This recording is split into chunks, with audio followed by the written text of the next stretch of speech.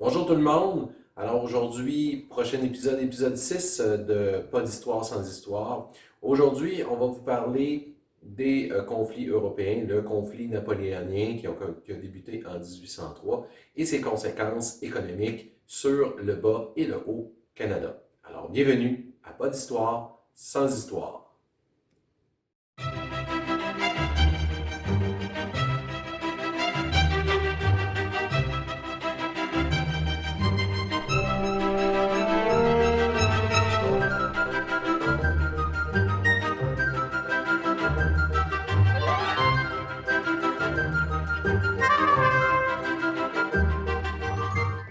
Alors, quand on parle de conflit européen en 1803, on parle de Napoléon Bonaparte. Napoléon Ier, comme on l'appelait, empereur des Français. Alors, on ne va pas ici vous expliquer pourquoi on est passé, après la Révolution française, d'une république à un empire, pourquoi que maintenant on a un monarque. C'est pas ça qui est important ici. Qu'est-ce qui est important de comprendre? C'est que l'empereur Napoléon Bonaparte va décider de s'attaquer à l'ensemble du territoire européen en se faisant des alliés, en essayant de le dominer essentiellement à l'aide d'une grande guerre qui va durer des années en fait. Et son principal rival dans cette guerre-là est bien sûr le Royaume-Uni. Pourquoi on ne parle plus de Grande-Bretagne? C'est très simple. Le Royaume-Uni maintenant ne contient plus que l'Angleterre et l'Écosse, mais contient à partir du 19e siècle l'Irlande du Nord. Et ce conflit-là va être quand même assez important parce que Napoléon Bonaparte, pour empêcher les Britanniques d'avoir accès au bois européen, il va décider de mettre en place un grand blocus continental, placer ses bateaux sur toute la frontière maritime de l'Europe pour empêcher les bateaux marchands britanniques de venir y acheter du bois pour la construction, par exemple, de navires, de bâtiments, etc. Et ça va avoir une importante conséquence sur le Bas-Canada en Amérique et bien sûr sur les relations entre le Bas, le Haut-Canada et les États-Unis d'Amérique. Effectivement, le conflit européen va avoir des conséquences ici en Amérique. En fait, en 1807, un an après la mise en place du blocus continental, les bateaux américains, en fait les Américains qui étaient des alliés des Français, vont tenter finalement de réapprovisionner la France en diverses denrées provenant d'Amérique.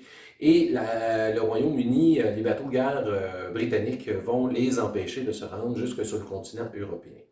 Le gouvernement américain ne sera pas très très heureux de la situation et après plusieurs années de tergiversation diplomatique, on va appeler ça comme ça, qu'est-ce qui va arriver? Mais c'est très simple, c'est que les États-Unis vont déclarer la guerre au Royaume-Uni et donc, par le fait même, à ses colonies d'Amérique du Nord.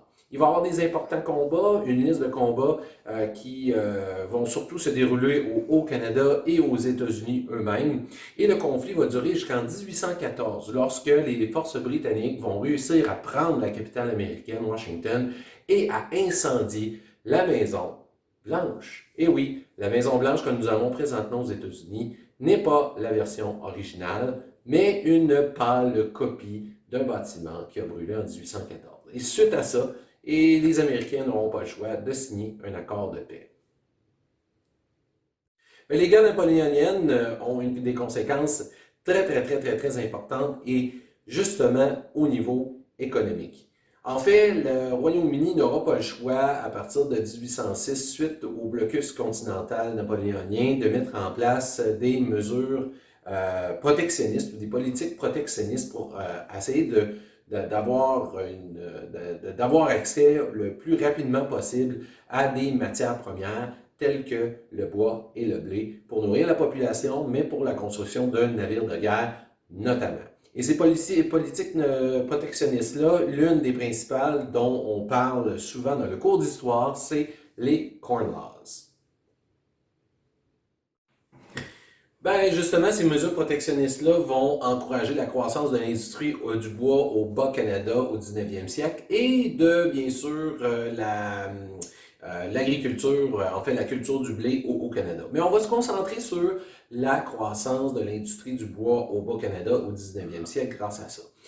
C'est simple, comme je l'ai déjà dit, le Royaume-Uni a besoin de bois pour la construction navale, pour la construction de ses navires de guerre, et le Royaume-Uni va justement se tourner vers le Bas-Canada qui a une quantité phénoménale des bois nécessaire pour construire des navires, tout simplement.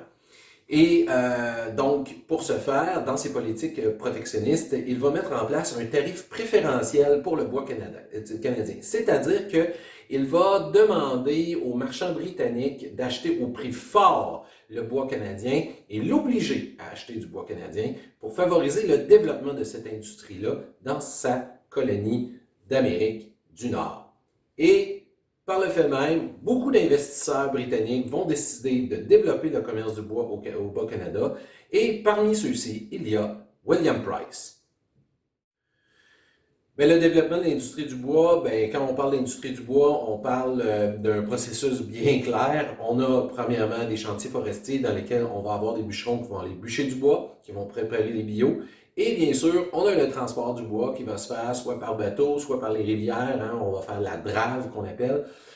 Et ces bio de bois-là, quand ils vont arriver, bien sûr, au confluent des rivières et du fleuve Saint-Laurent, ben, ils seront transportés dans les scieries pour en faire du bois équarri, du bois de construction, etc., etc. Donc, c'est pas plus compliqué que ça. Et ça, c'est le processus. Mais on va parler premièrement des chantiers forestiers. Les chantiers forestiers, ben, il va y en avoir dans plusieurs localisations au Bas-Canada. On va en avoir au nord de la ville de Québec. On va en avoir sur l'île de Montréal, l'île de Laval qu'on appelle aujourd'hui. On va en avoir aussi en Mauricie et bien sûr, ça va être la période où on va développer une nouvelle région ressource qu'on appelle le Saguenay. Ce qu'on appelle aujourd'hui le Saguenay et le lac Saint-Jean. Il faut faire attention, il ne faut pas l'oublier. Mais c'est qui va aller travailler dans ces chantiers-là? Bien sûr, c'est des régions qui sont quand même assez éloignées. Donc, les ouvriers principaux seront des Canadiens, donc les francophones catholiques, et des Irlandais, de ces nouveaux immigrants-là, qui sont eux-mêmes en grosse majorité des catholiques, et qui vont servir, bien sûr, de travailleurs ou d'ouvriers, bûcherons, etc. Et qu'est-ce qu'on retrouve comme travailleurs principaux dans les chantiers forestiers? Bien, il y a les bûcherons, hein, les contremaîtres, qui seront souvent des anglophones, donc les Irlandais, et peut-être même certains de souche britannique. Et bien sûr, on va avoir pour le transport, on va avoir les draveurs, les cageux. Donc, durant l'été, ben, le travail, premièrement, de bûcheron est durant l'hiver surtout. Et lorsqu'on va transporter le bois sur les rivières, ces bio de bois-là, quand on va les faire descendre, soit on va les faire descendre en les attachant ensemble sous forme de radeau, de cage qu'on appelait. Donc, ça va être la profession de cageux pour descendre ce bois-là. Ou sinon, les draveurs qui, eux, vont s'occuper de faire descendre les billes de bois dans la rivière jusqu'au confluent, soit à Trois-Rivières, par exemple, où il y aura plusieurs scieries. Ben justement, lorsque les billes de bois vont arriver, par exemple, à Trois-Rivières, ou encore dans d'autres localisations selon la région où ce que ça se trouve, on va avoir bien sûr une importante industrie de transformation et là on parle des scieries. On parle de moulins à bois, hein, donc des scies qui vont utiliser l'énergie hydraulique tout simplement pour fonctionner. Et donc, c'est à l'intérieur de ces scieries-là qu'on va produire ce qu'on a besoin pour la construction de bâtiments ou autres à l'intérieur de la colonie, du bois équarri, des madriers, des planches de bois, etc. Ou encore pour les besoins de la construction navale.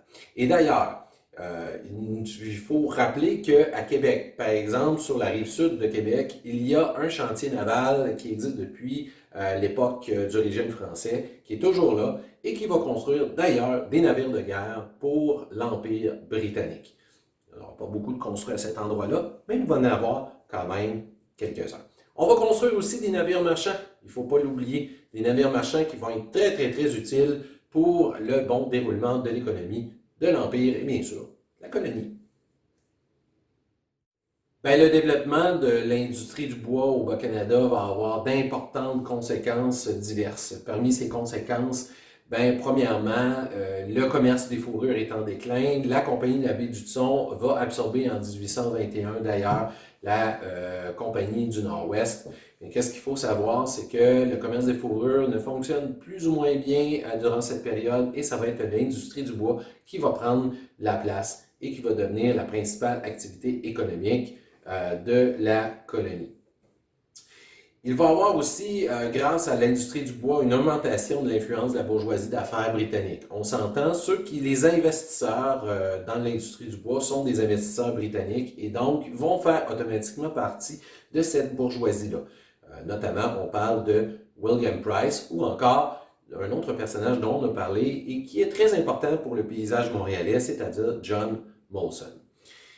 Ben, si on parle d'investisseurs, on parle de capitaux financiers, donc de l'argent. Ces investisseurs-là n'ont pas nécessairement tout ce qu'il faut, tout l'argent et toutes les ressources qu'ils ont besoin pour justement investir, à se lancer dans l'industrie du bois et donc vont être obligés de faire des emprunts. Et de là va être créée la première banque bas canadienne en 1817 et on parle ici de la Banque de Montréal, qui va d'ailleurs émettre les premiers billets de banque de la colonie. Et finalement, ben, l'industrie du bois laisse, on pourrait dire, des résidus derrière elle, c'est-à-dire lorsque les scieries vont produire les planches, il y a toujours ce qu'on appelle de la sciure, on va dire ça comme ça. Alors, ces petits copeaux de bois-là vont être transformés dans une autre forme d'industrie reliée à l'industrie du bois, c'est l'industrie de la potasse. À quoi va servir la potasse? Mais c'est, ben, premièrement, sa production va être très polluante. Alors, si on y va avec les principes d'aujourd'hui, ça va sentir pas très bon. Habituellement, les industries de potasse étaient vraiment en retrait des villes parce que, bon, la fumée qui en sortait, c'était pas, ça sentait pas très bon. On va dire ça comme ça. Et la potasse, en étant un sous-produit du bois, va servir en fait à fabriquer des agents blanchissants. C'est, on pourrait dire, l'ancêtre de l'eau de Javel et du savon. Et voilà pour l'épisode d'aujourd'hui. J'espère que vous avez apprécié. Un petit pouce en l'air si vous avez bien apprécié ma vidéo. N'hésitez pas à faire des commentaires, ça me fait très plaisir. S'il y a des petits ajustements à faire, n'hésitez pas, ça va me faire très plaisir de vous lire. Et bien sûr, ben, d'ici là, faites quelques lectures, intéressez-vous à l'histoire du Québec et du Canada et on se revoit très bientôt.